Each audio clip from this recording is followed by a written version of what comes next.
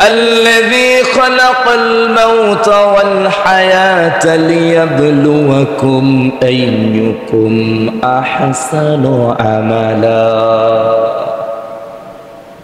আমি মৃত্যু দিলাম الذي خلق الموت والحياة ليبلوكم أيكم أحسن عملا আমি মৃত্যু দিয়েছি জন্ম দিয়েছি কেন দিলাম কেন আল্লাহ জন্ম মৃত্যুর মাঝখানে রূহ দিলেন মক্কার কাফেররা জিজ্ঞাসা করলো ইয়াসআলুনাকা আনির রূহ ও মুহাম্মদ মানুষের হায়াতের জিন্দেগির ভিতরে একটা রূহ থাকে নাকি ওই রূহটা কি কুলির রূহু মিন আমরি রব্বি ওয়া মা উতিতুম মিনাল ইলমি ইল্লা কলিলা রূহটা হচ্ছে আল্লাহর অর্ডারে বান্দার দেহের ভিতরে যায় আর আল্লাহর অর্ডারে দেহ থেকে বাহির হয়ে যায় রূহ আছে যতক্ষণ হাত পা নাড়াছাড়া হাত পা আপনার উঠানামা করা ততক্ষণ করতে পারেন যখন রূহ থাকে না ওই মানুষের শরীরের কোনো দাম থাকে না সম্মানিত হাজিরিন সে আল্লাহ রাব্বুল আলামিন বললেন বান্দারা রে আমি দুনিয়ার ভিতরে হায়াত দিয়েছি আইয়ুকুম আহসানু আমালা তোমাদের ভিতরে কে উত্তম নেক আমল করে তা যাচাই বাছাই করার জন্য সম্মানিত ভাইরা আমার আল্লাহ রাব্বুল আলামিন আপনাকে আমাকে আমাদের কাউকে অনর্থক অযথা এমনিতেই তিনি সৃষ্টি করেন নাই আমাদের কি আল্লাহ রাব্বুল আলামিন সৃষ্টি করার পিছনে নির্ধারিত কোন উদ্দেশ্য আছে না নাই লক্ষ্য উদ্দেশ্য আছে না নাই অনর্থক কোন সৃষ্টি করেন নাই আল্লাহ বলেছেন আফাহাসিবতুম আন্নামা খালাকনাকুম আবাসা ওয়া আন্নাকুম ইলাইনা লা তুরজাউন কি মনে করেছো আমি তোমাদেরকে অনর্থক সৃষ্টি করেছি আমি তোমাদেরকে অনর্থক অযথা এমনিতে সৃষ্টি করি নাই আমাদেরকে দুনিয়াটা পরীক্ষার জায়গা বানিয়ে দিয়েছে আর দুনিয়া মাজরাতুল আখিরা এটা হচ্ছে সেই জায়গা বান্দা এখানে যা করবে মৌতের পরে হায়াতি জিন্দেগির বারজাখের জিন্দেগি যখন শুরু হয়ে যাবে ইয়াউমাল কিয়ামতের পরে বান্দার যখন হিসাব নিকাশের হায়াতি জিন্দেগি যখন পুনরায় শুরু হয়ে যাবে চূড়ান্ত হিসাব ওই হিসাবের সময় আল্লাহ রাব্বুল আলামিন পুরো দুনিয়ার হায়াত সম্পর্কে জিজ্ঞাসা করবেন আর এই জন্য দুনিয়ার ভিতরে আল্লাহ তাআলা বান্দাকে সৃষ্টি করার পরে গাইডলাইন্স কোরআন নাজিল করে বলে দিয়েছেন বান্দা আমি তোমাকে সৃষ্টি করেছি আইয়ুকুম আহসানু আমালা তুমি কি কি নেক আমল করো তোমার ওই নেক আমলগুলা যাচাই বাছাই করার জন্য সুবহানাল্লাহ আল্লাহ রাব্বুল আলামিন তিনি আমাদের কাছ থেকে সব আমল গ্রহণ করবেন না তিনি নেক আমল গ্রহণ করবেন আল্লাহ রাব্বুল আলামিন আমাদের প্রত্যেকটা কথা প্রত্যেকটা কাজ প্রতিটা সময়কে লিপিবদ্ধ করে রেখেছেন যেমন আল্লাহ বলেছেন কিরামান কাতিবিন ইয়ালামুনা মা তাফআলুন দুই কাঁধে দুটা ফেরেশতা আছে ওদের দায়িত্ব দিয়ে দেওয়া হয়েছে বান্দা যা করবে একটা কাজও বাদ দেওয়া যাবে না সবগুলা এক এক করে লিখে নাও সুবহানাল্লাহ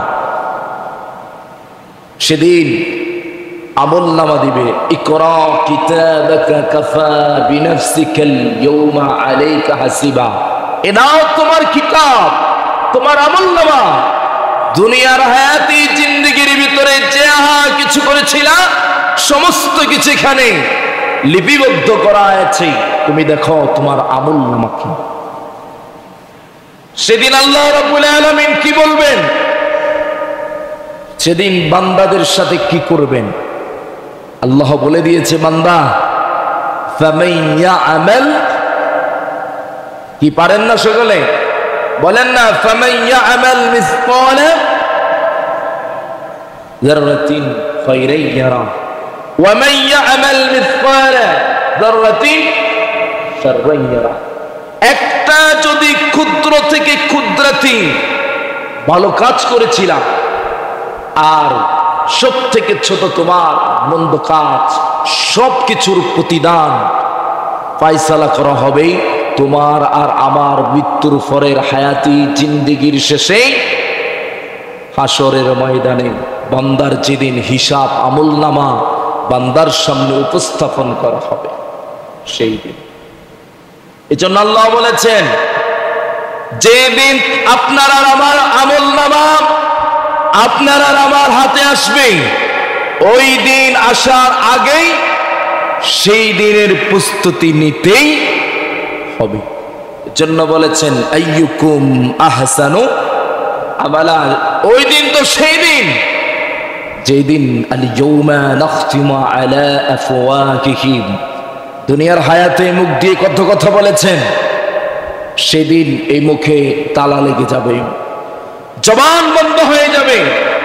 ওয়া তুকাল্লিমুনা আইদিহিম, যে হায়াত দিয়ে আপনি মানুষের উপর জুলুম করেছেন, শরীর থেকে জুলুম করে কত ফোঁটা রক্ত জড়িয়েছেন, প্রত্যেকটা ফোঁটা রক্তের হিসাব এক এক করে আপনার বিরুদ্ধে আপনার হাত আল্লাহর দরবার সাক্ষী হয়ে দাঁড়িয়ে যাবে।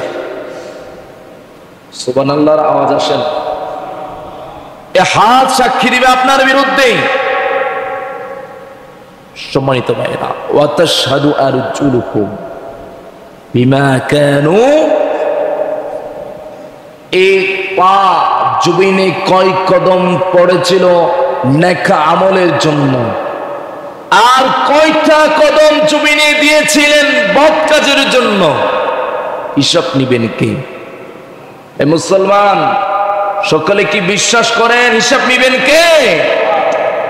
হিসাব যদি আল্লাহ নেয়, বিশ্বাসের আওয়াজ নটবড়ে যদি হয়, বিশ্বাসটা যে কোনো মুহূর্তে হারিয়ে যাওয়ার সম্ভাবনা আছে না নেই?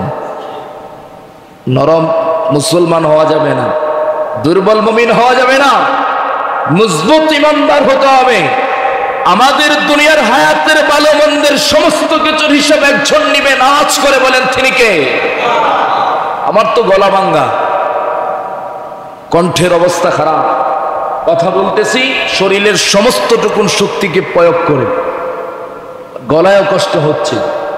আর আপনারা সুস্থ স্বাভাবিক মানুষ আছেন, আপনারা যদি বলতে না পারেন, আমরা তো বিভিন্ন জায়গায় অনেক সময় কথা বলা লাগে, আমাদের গলার উপর এক্সট্রা একটা প্রেসার যায়।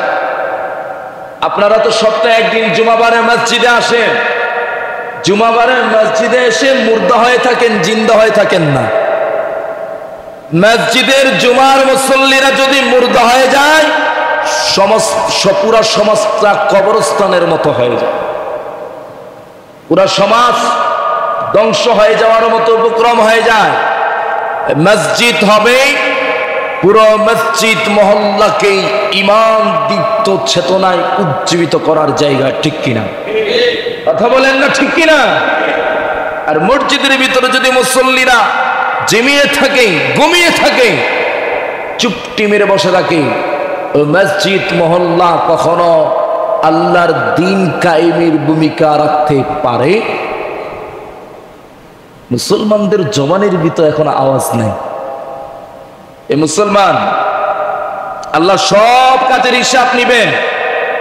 এই জন্য আল্লাহ বলেছেন উত্তম আমল করো, আর বলেছেন কুনতুম খায়রা উম্মাত উখরিজাত লিন-নাস তা'মুরুনা বিল মারুফ ওয়া তানহাউনা আনিল মুনকার ওয়া তু'মিনুনা বিল্লাহ। আল্লাহর উপর যদি ঈমান আনো তবে তোমরা সর্বশ্রেষ্ঠ জাতি। সুবহানাল্লাহ। যারা আল্লাহর উপর ঈমান আনে নাই, আমরা বলি মানব জাতি শ্রেষ্ঠ জাতি।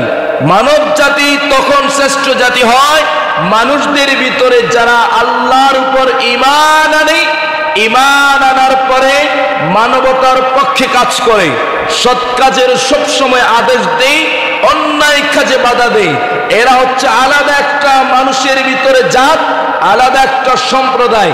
এই সম্প্রদায়ের লোকেরা সমগ্র মানব জাতি নয়, শুধু আল্লাহর মখলুকাতের ভিতরে শ্রেষ্ঠ জাত। সুবহানাল্লাহ। একটা লোক মানুষ, হাত আছে, পা আছে, চোখ আছে, মুখে কথা বলার সুযোগ আছে, কিন্তু সে মানুষের কল্যাণে একটা কথা বলে না, সৎ কাজের আদেশ দেয় না, অন্যায় কাজে বাধা প্রদান করে না, সেই কখনো সেরা মানুষ হতে পারে? মুসলমান কথা বলুন, সেরা মানুষ হতে পারে? শ্রেষ্ঠ জাতি হতে পারে? সৎ কাজ করে, মানবতার কাজ করে, কিন্তু অন্যায় কাজে বাধাও দেয়, কিন্তু আল্লাহর উপর ঈমান যদি না আনে, সে কি শ্রেষ্ঠ জাতিতে নিজেকে অন্তর্ভুক্ত বলে দাবি করতে পারবে? মুরব্বীরা কথা বলে পারবে কি? সম্মানিত ভাইরা, তাহলে আমরা সকলেই আমাদেরকে যদি প্রকৃতপক্ষে শ্রেষ্ঠ মানুষ দাবি করতে চাই, আমরা কয়টা কাজ করব? জোরে বলেন সবাই, একটু কথা বলেন না সকলে মিলি, কয়টা? আপনারা যদি একটু কথা বলেন আমি খুশি হব, আর যদি না বলেন একটু মনে কষ্ট যাবে, এত কষ্ট করে কথা বলি। আর আপনাদের মেহমানদারি যদি করতে চান তাহলে একটু কথা বলেন। মেহমানকে মেহমানদারি করলে আল্লাহ খুশি হয়। সুবহানাল্লাহ। তাহলে আল্লাহ কয়টি কাজ করতে বলেছেন? এক নাম্বার, সবার আগে ঈমান আনবো কার উপর?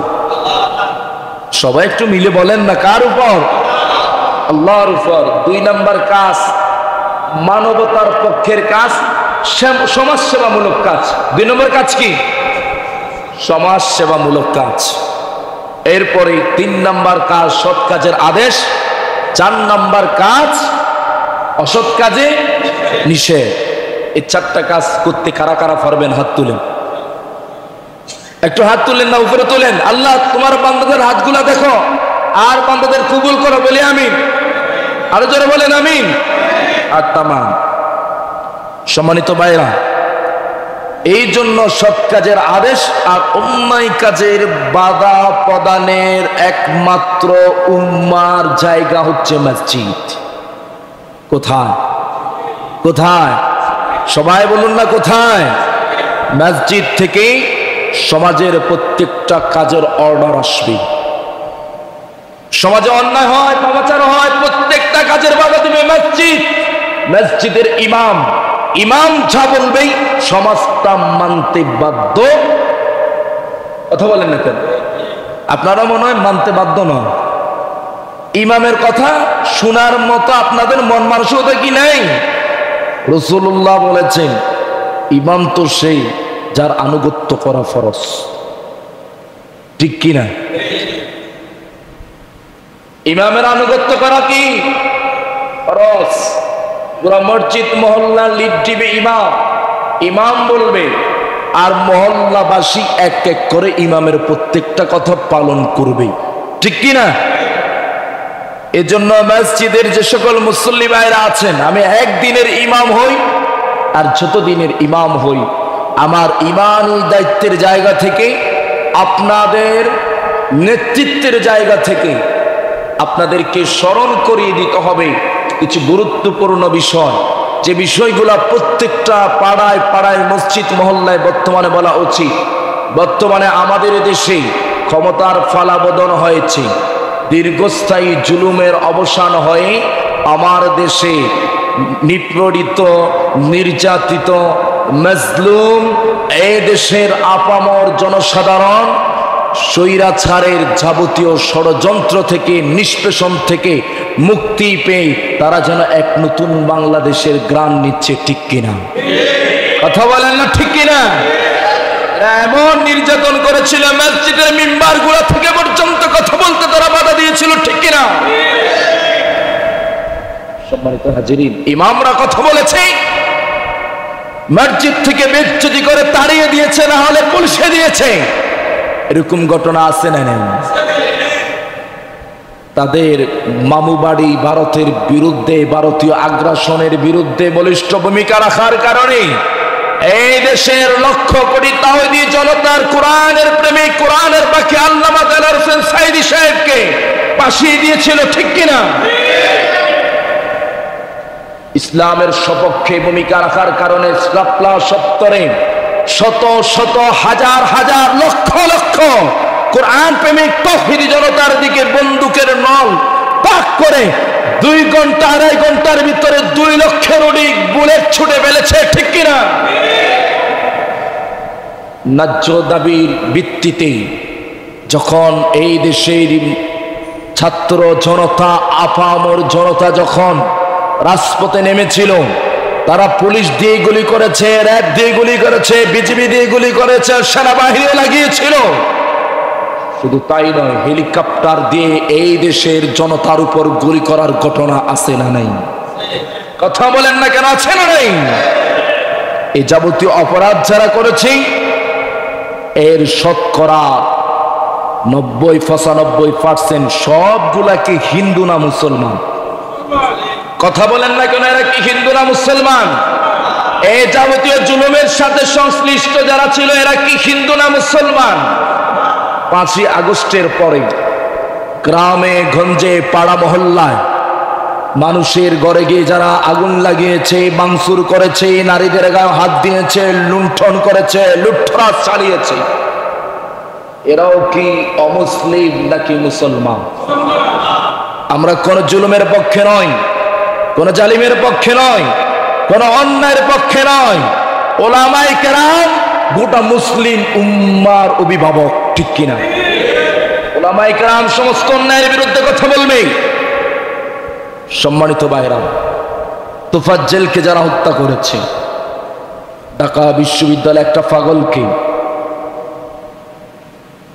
সিলেটে একটা ছেলেকে হত্যা করা হয়েছিল, তার 5 মাস না 6 মাসের একটা ছেলে ছিল, ছেলেটা ছিল পঙ্গু।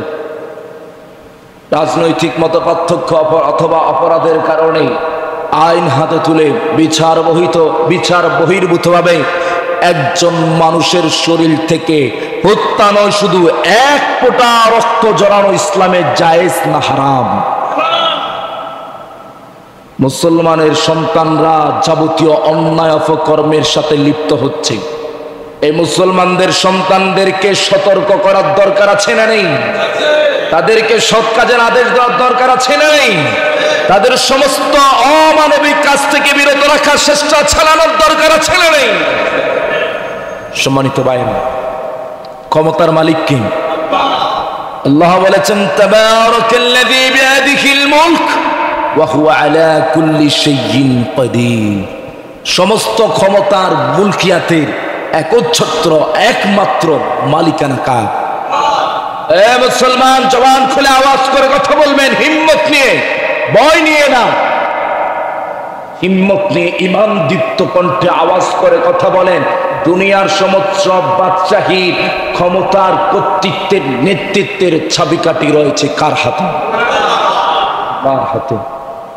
ওই আল্লাহ বলেছেন, বান্দা, কুলিল্লাহুম্মা মালিকাল মুলক তুতিল মুলকা মান তাশা ওয়া তানজিউল মুলকা মিম্মান তাশা। যাকে চাই তাকে ক্ষমতা দিই,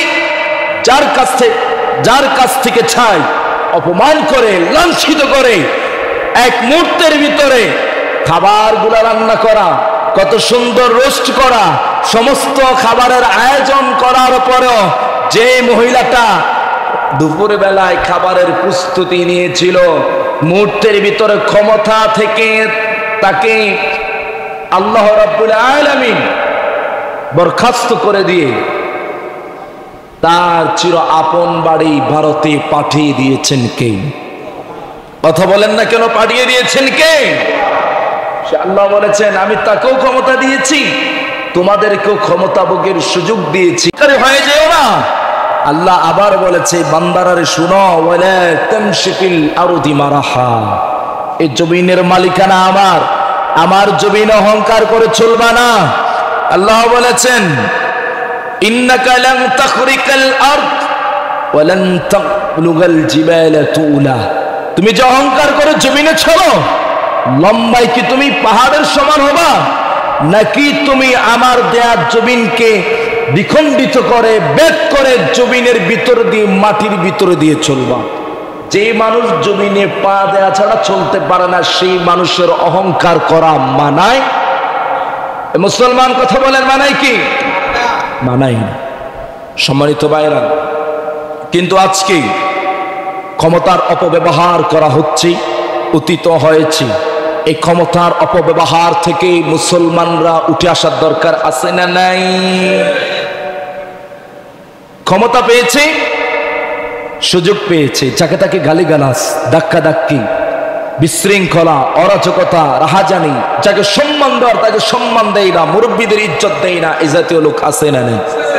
রাসূল আকরাম সাল্লাল্লাহু আলাইহি ওয়াসাল্লাম বলেছেন, মান লাম ইয়ারহাম সগীরানা ওয়া লাম ইউওয়াক্কির কাবীরানা ফালাইসা মিন্না। যেই বড়দের শ্রদ্ধা করে না, ছোটদের স্নেহ করে না, এরা রাসূলের কখনো উম্মত হতে পারে। সম্মানিত ভাইরা আমার, আল্লাহ রাসূল সাল্লাল্লাহু আলাইহি ওয়াসাল্লাম বলেছেন, সিবাবুল মুসলিমি ফুসুকুন, মুসলমানদেরকে গালি দেওয়া ফাসিকি। কিন্তু আগেরকার সময়ে এমনও দেখা যেত, সালিশে গিয়েছি, তাদের ক্ষমতা ছিল, বিরোধী পক্ষ, বিরোধী মত অথবা বিরোধী মতের আত্মীয় যদি হয়ে যায়, সালিশে তাদের কথা বলার তো জায়গা নাই। কথা বলতে দাঁড়ালে গালি দিয়ে, ধমক দিয়ে, ইচ্ছে মতো যাচ্ছে তাই ব্যবহার করে তাচ্ছিল্য করার মতো ঘটনা আছে না নেই? বর্তমানেও যদি সেটা হয়, তাহলে আইয়ুকুম আহসানু আমাল, উত্তম আমল কোথায় থেকে পাওয়া যাবে, কাদের কাছ থেকে পাওয়া যাবে? অতীতের সমস্ত নিকৃষ্ট কাজ থেকে বর্তমান জামানার আমরা সকলে মিলে উঠে আসার দরকার আছে না? সম্মানিত হাজিরিন, অতীতে জায়গা জমি দখল করত, আপনার একজন প্রতিবেশীর জায়গা আর একজন প্রতিবেশীর সাথে একটু পরিমাপ নিয়ে দ্বন্দ্ব, রাজনৈতিক ক্ষমতা ব্যবহার করে কি করা হতো? একজনের জায়গাকে আরেকজনের বুঝিয়ে দিত, জুলুম করত। অতীতে এমন রেকর্ড আছে, বর্তমানেও যদি এমন পরিবেশ পরিস্থিতি থাকে, তাহলে অতীত আর বর্তমান দুটার ভিতর কোনো পার্থক্য থাকবে না। এই পরিস্থিতি থেকে উঠে আসার দরকার আছে না নেই? সম্মানিত ভাইয়েরা, সময় কমের জন্য দ্রুত শেষ করে দিচ্ছি। অতীতে এই সমস্ত কার্যক্রমে গিয়ে 500, 1000, 2000 টাকা, 50,000 টাকা লেনদেন করে যাদের অর্থবিত্ত আছে, গরিবদের হকগুলা ওই জমিদারদেরকে বুঝিয়ে দিত। এই জাতীয় কিছু সমাজের ঘুষখোর, ছাদাবাজ, মাস্তান, গুন্ডা সমাজে বিগত সময়গুলাতে ছিল কি ছিল না? বর্তমান সময়ে এই কাজগুলা যারা করবে, আপনারা সকলে মিলে এই কাজগুলো যারা করতে চেষ্টা করবে, এদেরকে ওই যে শ্রেষ্ঠ জাতি হতে হলে এদেরকে বাধা দেওয়ার দরকার আছে না? ঘোষণাটা কি আমার নাকি ঘোষণাটা আল্লাহ? তা'মুরুনা বিল মা'রুফ, অসৎ কাজে বাধা দিতেই মুসলমান কথা বলে না, বাধা দেওয়ার দরকার আছে না নেই? অসৎ কাজে বাধা দিতে হবে। এই বাধা দেওয়ার চেতনা যদি আমাদের ভিতরে থাকে, অসৎ কাজে বাধা দেওয়ার কথা যখন বলা হয়, তখন আপনার শক্তিশালী মস্তিষ্ক, চিন্তা চেতনা, বাধা দেওয়ার মতো টেন্ডেন্সি থাকলে আপনার জবানের আওয়াজ নরম আসবে নাকি গরম আসবে? তো আপনার কথার আওয়াজে তো মনে হচ্ছে বাধা দিলে আপনি পাশ কাটিয়ে লেজ গুটিয়ে বিড়ালের মতো পালিয়ে যাবেন। মসজিদের ভিতরে অন্যায়ের বিরুদ্ধে কথা বলার মতো যদি মুখ না ফুটে, সমাজে কিভাবে ফুটবে? অন্যায় সামনে হলে কিভাবে ফুটবে? অন্যায়ের বিরুদ্ধে দাঁড়ানোর জন্য উৎসাহ যেখানে দেওয়া হচ্ছে, সেখানে যদি অন্যায়ের বিরুদ্ধে দাঁড়ানোর মতো ইমানের জজ্বা না দেখা যায়, বাস্তবিক ময়দানে ভূমিকা রাখবেন, এই বিশ্বাস কিভাবে রাখতে পারি? এ মুসলমান, অন্যায় হলে, জুলুম হলে, ঘুষ কেলেঙ্কারি হলে মুসলিম হিসেবে, আল্লাহর হুকুমের আমল হিসেবে অন্যায়ের বিরুদ্ধে দাঁড়ানোর দরকার আছে না নাই? কারা কারা দাঁড়াবে? হাত তুলেন, বলেন নারায়ে তাকবীর। সবাই আওয়াজ করেন, একজনের মুখে বন্ধ থাকবে না, নারায়ে তাকবীর। হাত নামান। মান গাসসা ফালাইসা মিন্না, যারা এই সমস্ত প্রতারণা করে, ঘুষ কেলেঙ্কারি করে, এরা রাসূলের উম্মত না, রাসূলের উম্মত দাবি করার অধিকারও রাখেন। মিথ্যা মামলা আগে ছিল, আমাদের মসজিদের ইমামের নামে পেট্রোল বোমা মারার মামলা দিয়েছে। নাউজুবিল্লাহ বলবেন না? আরো যারা বলেন না নাউজুবিল্লাহ। অসংখ্য অসংখ্য মসজিদের ইমামদেরকে ভাস্কর্যের বিরুদ্ধে আলোচনা করার কারণে গ্রেফতার করার মতো ঘটনা বাংলার জমিন আছে না নেই? ভাস্কর্য বিরোধী আন্দোলন করার কারণে ব্রাহ্মণবাড়িয়া অসংখ্য মাদ্রাসার ছাত্রদের হত্যা করা হয়েছিল, হাটহাজারী মাদ্রাসা হামলা করা হয়েছিল। শুধু তাই নয়, আমরা মূর্তির বিরুদ্ধে কথা বলার কারণে বাংলার জমিনে যেই জায়গায় নরেন্দ্র মোদীর মতো গুজরাটের দাঙ্গাবাজও যেদিন এসেছিল, সেই দিনও উলামায়ে কেরামের দিকে বন্দুক তাক করা হয়েছিল, ঠিক কিনা? সম্মানিত হাজিরিন, মিথ্যা মামলা শুধু মসজিদের ইমামদেরকে দেয় নাই, একটা লোক মারা গেছে, মরা মানুষকেও মিথ্যা মামলা দিয়েছে, ঠিক কিনা? ওই মিথ্যা মামলা অতীতে ছিল, বর্তমানেও আপনারা যারা আছেন, দোষ করছে একজন, মামলা দিবেন 10 জনের নামে। কথা বলেন, 10 জনের নামে দিবেন কি? রাসূল আকরাম সাল্লাল্লাহু আলাইহি ওয়াসাল্লাম বলেছেন, শাহাদাতুজ জুর মিন আকবারিল কাবাইর, মিথ্যা সাক্ষ্য দেওয়া হচ্ছে কবিরা গুনাহ যেগুলো আছে, ওই কবিরা গুনাহগুলোর ভিতরে বড় যে কবিরা গুনাহ 7টা আছে, ওই 7টা কবিরা গুনার একটা কবিরা গুনাহ হচ্ছে শাহাদাতুজ জুর, মিথ্যা সাক্ষ্য দেয়া। মিথ্যা সাক্ষ্য মানে মিথ্যা মামলা দেওয়া, ঠিক কিনা? জোরে বলেন ঠিক কিনা? মিথ্যা মামলা থেকে সমাজের মানুষগুলো উঠে আসার দরকার আছে না নেই? বর্তমানও মিথ্যা মামলা দেওয়া যাবে না। মানবত্ব অতীতও ছিল, বর্তমানও আছে। আল্লাহ রাসূল সাল্লাল্লাহু আলাইহি ওয়াসাল্লাম আল্লাহ বলেছেন, একজন মানুষকে অন্যায়ভাবে হত্যা করা মানে গোটা দুনিয়ার মানুষকে হত্যা করার সমান, আর একজন মানুষকে বাঁচিয়ে দেওয়া মানে গোটা দুনিয়ার মানুষকে বাঁচিয়ে দেওয়ার সমান। সুবহানাল্লাহ বলবেন না? আল্লাহ রাসূল সাল্লাল্লাহু আলাইহি ওয়াসাল্লাম বলেছেন, লাযালুদ দুনিয়া আহওয়ানু আলাল্লাহ মিন কতলি রাজুলিন মুসলিম, গোটা দুনিয়া ধ্বংস হওয়ার চাইতে একজন মুসলমানকে হত্যা করা আল্লাহর কাছে বড় নিকৃষ্ট কাজ। আল্লাহর কাছে গোটা দুনিয়ার দাম নাই, চাঁদের দাম নাই, সূর্যের দাম নাই, গ্রহ নক্ষত্রের দাম নাই। গোটা দুনিয়া ধ্বংস হয়ে গেল, কিচ্ছু হবে না যদি একজন মুমিনের জীবনকে জিন্দা করা যায়, একজন মুমিনের জীবনকে যদি বাঁচানো যায়। সুবহানাল্লাহর আওয়াজও নেই। আব্দুল্লাহ বিন ওমর কাবার দেয়ালের সামনে দাঁড়িয়ে, কাবার চত্বরে দাঁড়িয়ে চিৎকার করে বলল, হে কাবা, মা আযমাকি মা আযমাকি ওয়া মা আযমা হুরমাতিকা ওয়াল মুমিনু আযমু হুরমাতান ইনদাল্লাহ। তোমার কি ইজ্জত, তোমার কি শান, তোমার কি মান, তোমার ইজ্জতের চাইতে আল্লাহর কাছে একজন মুমিনের ইজ্জতের দাম অনেক গুণ বেশি। এ মুসলমান, এখানে আমরা মুমিন আছি না নাই? ইমানদার আছি না নাই? সুবহানাল্লাহ, এত নরম কিভাবে আসে যে আল্লাহ বলেছে কাবার চাইতে মুমিনদের ইজ্জতের দাম বাড়িয়ে দিয়েছে।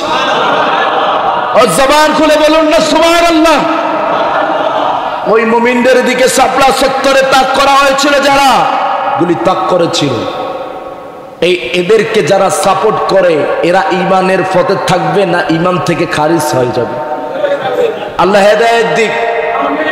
চিৎকার করে বলেন না আমিন। আরো জোরে বলেন না আমিন। এই আলোচনাগুলো যদি আপনাকে পরিবর্তন না করে, শরীরে যদি উল্টা খোঁচানি তুলে দে, চুলকানি তুলে দে, জ্বালাতন তুলে দে, আপনার চরিত্রের অবস্থা আবু জাহেলদের চাইতো আরো মারাত্মক পর্যায়ে চলে গিয়েছে, ঠিক কিনা? পরিবর্তন হয়ে যান। জালিমের সঙ্গে হওয়া যাবে না, জালিমের সাপোর্টার হওয়া যাবে না, জালিমের সপক্ষে যাওয়া যাবে না। মুসলিমদের পক্ষে যারা দাঁড়াবে, দুনিয়ার আখিরাতেই তাদেরকে কল্যাণ একজনে দিবেন, তিনি কে? আরো যারা বলেন না তিনি কে? সম্মানিত হাজিরিন, আলোচনার সময় শেষ হয়ে গিয়েছে। আমি আপনাদেরকে বলতে চাই, এই জমিন কার? জোরে বলেন, এই জমিন কার? যে মাটিতে বসে আছেন সে মাটির মালিকানা কার? কেউ কেউ বলে, কেউ কেউ বলে না। আল্লাহ বলেছেন আলা লাহুল খালক ওয়াল আমর, সাবধান, এই জমিন আমার, এই জমিনে আইন চলবে কার? মুসলমানের জমানে আওয়াজ নাই, জমিন আইন চলবে কার? আইন চলে কি আল্লাহর, না আইন চলে মানুষের? মানুষের আইন চলে। আপনি ভূমিকা রাখেন, আমি ভূমিকা রাখি। আপনি মানুষের পিছনে চলেন, ব্যক্তির পিছনে চলেন, পরিবারের পিছনে চলেন, জাতীয়তাবাদের পিছনে চলেন, কমিউনিজমের পিছনে চলেন, ধর্ম নিরপেক্ষতাবাদের পিছনে চলেন, সেকুলারিজমের পিছনে চলেন, কমিউনিজমের পিছনে চলেন। আপনাকে আর আমাকে ইসলামের পক্ষে ছাড়া অন্য কোন পক্ষে চলার এক বিন্দু পরিমাণ সুযোগ আছে কি? তাহলে আমরা চলবো কার পক্ষে? আমাদের আদর্শ হবে কে? আল্লাহ রাসূল, লা ইউমিনু আহাদুকুম হাত্তা আকুনা আহাব্বা ইলাইহি মিন ওয়ালিদিহি ওয়া ওয়ালাদিহি ওয়ান নাস আজমাইন। আপনি আল্লাহ রাসূলকে আপনার নেতার চাইতে, সাইদির চাইতে, সরমনাই পীরের চাইতে, আহমদ শফির চাইতে, জিয়াউর রহমানের চাইতে, মুজিবুর রহমানের চাইতে, শেখ হাসিনার চাইতে, খালেদা জিয়ার চাইতে, আরে এরা নয়, আপনার মা, আপনার বাবা, আপনার সন্তান, আপনার স্ত্রী, আপনার ছেলে মেয়ে এবং কে আপনার ফানের চাইতে মুহাম্মদ রাসূলুল্লাহকে বেশি ভালোবাসার দরকার আছে না নাই? রাসূলকে যদি এদের চাইতে বেশি ভালো যদি না বাসেন, আপনার ঈমান আছে নাকি নেই? আছে নাকি নেই? ভারতের মুম্বাই রাসূল আকরাম সাল্লাল্লাহু আলাইহি ওয়াসাল্লামের শানে, রাসূল আকরাম সাল্লাল্লাহু আলাইহি ওয়াসাল্লামের ইমাম সময় বাড়াতেও পারে, কমাতেও পারে। ইখতিয়ার কার কাছে আছে? কথা বলেন, কার কাছে আছে? শেষ তো করে দিচ্ছি, শেষ কথা। রাসূলুল্লাহর শানে বেয়াদবি হয়েছে, সেই কথা বলার দরকার আছে না? ভারতের মুম্বাইয়ে রাসূলুল্লাহর শানে বিচ্যুতি করে কথা বলেছে। আমরা বলতে চাই, আল্লাহ বলেছেন রাসূলকে যারা বিচ্যুতি করে কথা বলে এরা জারজ সন্তান। এরা কি সন্তান? এরা পিতৃ পরিচয়হীন জারজ সন্তান। আমরা বাংলার মুসলিম তাওহীদি জনতা, বাংলার বুগদাদিয়া কেন্দ্র মসজিদ থেকে আওয়াজ দিতে চাই, আমরা সাথে রাসূল যারা আছে এদের পক্ষে নাকি আমরা এদেরকে এই দুনিয়া থেকে বিদায় করার পক্ষে? এদেরকে রাষ্ট্রীয় আইন আর তো রাষ্ট্রীয় আইন দেন। আল্লাহ রাসূল বলেছেন শরীয়তের বিধান হচ্ছে মান সাব্বা নাবিয়ান ফাকতুলু, যারা রাসূলকে গালি দিবে, রাসূলকে বেইজ্জতি করবে, অপমান করবে, এদের জমিনে বাসার কোনো অধিকার নাই। আল্লাহ তাআলা আমাদেরকে রাসূলের প্রকৃত আশিক হওয়ার মতো তৌফিক দিক। বলে আমিন। আরো জোরে বলে আমিন। মসজিদের ইমামকে ইজ্জত দিয়ে কথা বলবেন, পরবর্তীতে যে ইমাম আসুক পরামর্শ দিবেন, ঠিক কিনা? প্রয়োজনে 2-4-5 মিনিট ইমামে বাড়ি নিতে পারবে। জুমার দিন নামাজ গুরুত্বপূর্ণ, বেশি যদি হতো 4 রাকাত জোহরের নামাজকে কমায়া দিয়ে 2 রাকাত করতো না। জুমার দিন 2 রাকাত নামাজ কেন দিয়েছে? 4 রাকাত কেন না? 2 রাকাত নামাজ কেন কমিয়েছে? পুরা মসজিদ জুমার আলোচনা দিয়ে পুরা মসজিদ পুরা সপ্তাহ চলবে, ঠিক কিনা? ইমাম বুঝবে কতটুকু কথা বলা দরকার, ঠিক কিনা? আল্লাহ বুঝার মতো তৌফিক দিন। জোরে বলেন না আমিন।